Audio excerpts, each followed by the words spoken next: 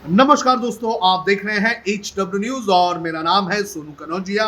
बात करेंगे बिहार विधानसभा चुनाव की, जिसके मतदान 28 अक्टूबर, 3 नवंबर और 7 नवंबर को होंगे। 10 नवंबर को चुनाव के नतीजे भी आ जाएंगे, लेकिन जैसे जैसे तारीखें नजदीक आ रही है वैसे वैसे राजनीतिक पार्टियों के मैनिफेस्टोज भी जो है वो बाहर आ रहे हैं। जहां एक तरफ महागठबंधन ने 10 लाख नौकरियां देने का वादा किया है, तो वहीं दूसरी तरफ बीजेपी ने आज अपना मैनिफेस्टो रिलीज किया और इस मैनिफेस्टो में बीजेपी ने ये कहा कि उनकी सत्ता वापस आती है तो 19 लाख लोगों को जो है नौकरियां दी जाएगी।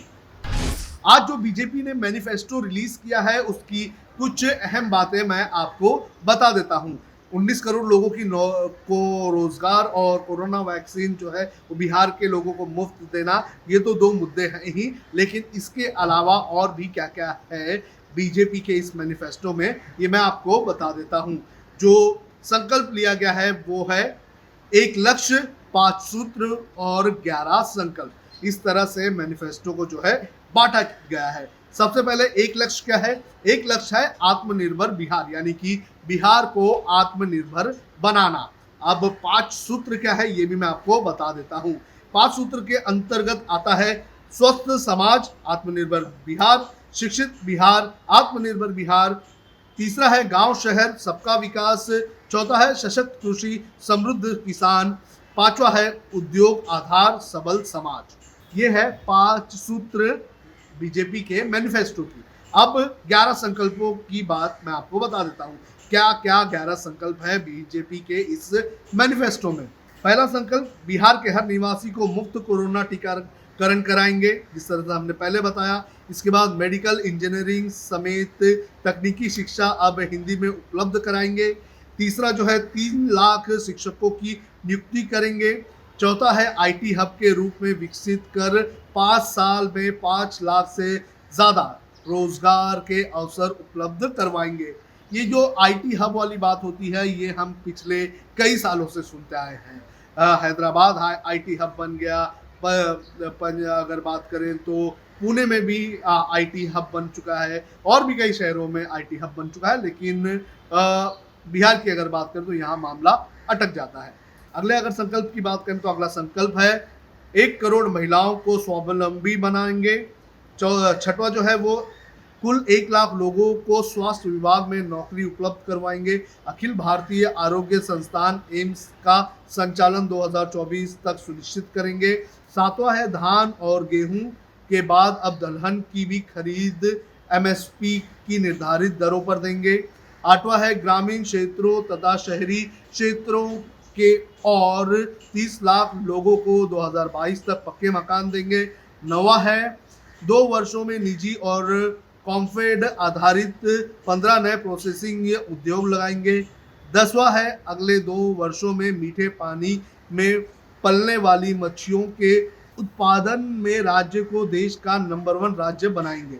और 11वां और आखिरी है बिहार के 10,000 नए किसान उत्पाद संघों को आपस में जोड़कर राज्य भर के विशेष सफल उत्पाद जैसे मक्का, फल, चूड़ा, मखना, पान मसाला, मेथा, औषधीय पौधे की सप्लाई चेन विकसित करेंगे। इससे प्रदेश में 10 लाख रोजगार के अवसर सृजित होंगे। तो इस तरह से बीजेपी का आज का ये मैनिफेस्टो था और बीजेपी के मैनिफेस्टो में 19 लाख लोगों को रोजगार, कोरोना वैक्सीन का फ्री का टीका जैसी बातों के अलावा ये सब बातें भी कही गई है।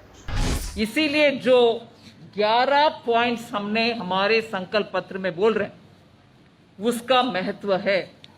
हमारे लिए इंफॉर्मेशन आ रही है, अगर हर एक देश में कुछ प्रोडक्शन का बात चल रही है, रशिया में एक है, चाइना में एक है, कहीं और एक और है, बहुत सारे देश कोशिश कर रहे हैं, मगर मैं इधर कॉन्फिडेंस के साथ बोलना चाहती हूं कि भारत में क्योंकि बायोमेडिकल बायोफार्मा इंडस्ट्री अच्छा पिछले 20 साल से उनका कैपेसिटी बढ़ते आ रही है, कम से कम 4 वैक्सीन का प्रोडक्शन के ओर हम जा रहे हैं। अगर 1, 2, 3 ट्रायल स्टेजेस है, पहले एनिमल्स के ऊपर करते हैं, फिर लैब में दोबारा टेस्ट करते हैं, फिर ह्यूमन।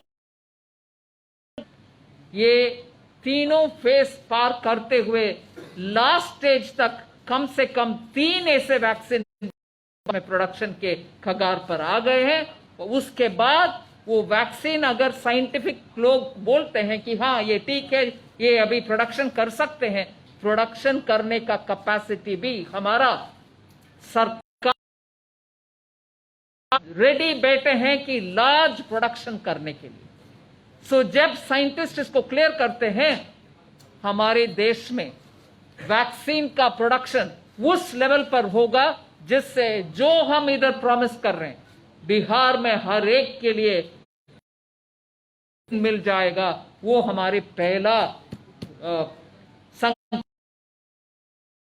भरोसा के साथ बिहार की जनता को हम आश्वासन दिलाना चाहते हैं कि वैक्सीन फ्री में आप सबको मिलेगा।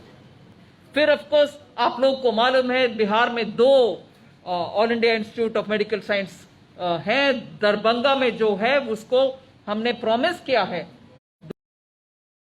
तक उसको खत्म करके लोका 24 तक उसको खत्म करके। फिर आपको मुझे बहुत एक विषय अच्छा लगा कि हिंदी में मेडिकल इंजीनियरिंग और टेक्नोलॉजी इंस्टीट्यूट्स बिहार में खोला जाएगा।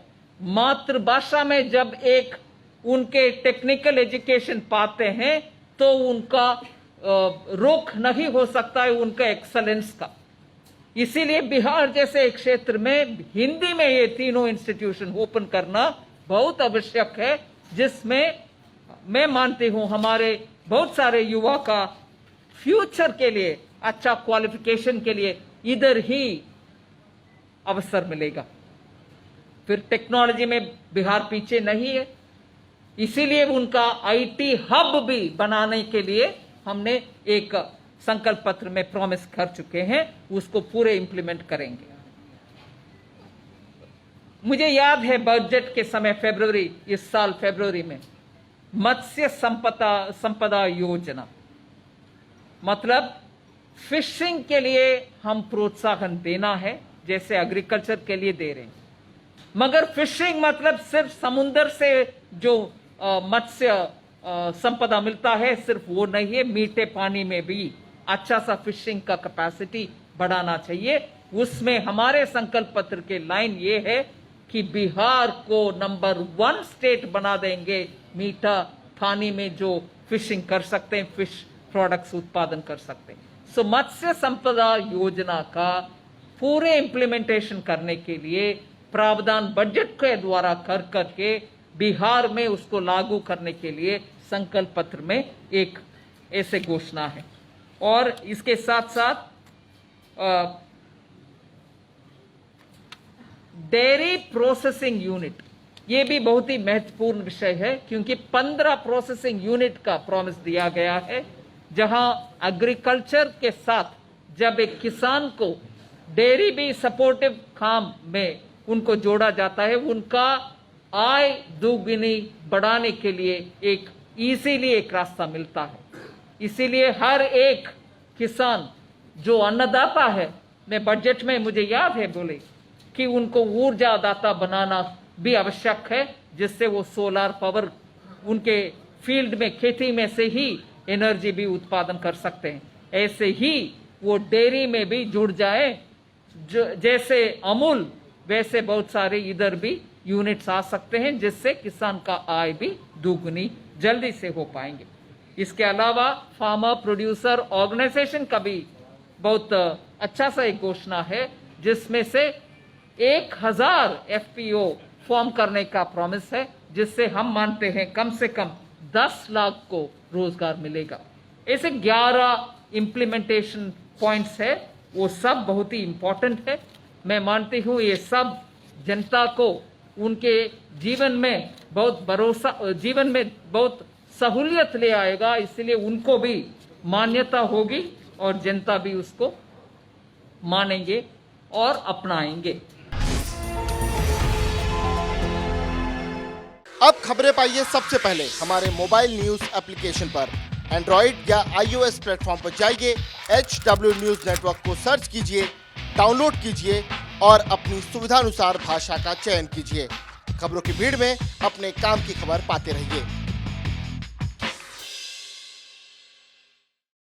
अगर आपको हमारा ये वीडियो पसंद आया है तो आप इसे शेयर करें, फेसबुक पर हमारे पेज को लाइक करें, ट्विटर पर हमें फॉलो करें, यूट्यूब पर ज़रूर सब्सक्राइब करें ताकि आपको हमारे हर खबर की अपडेट मिलती रहे।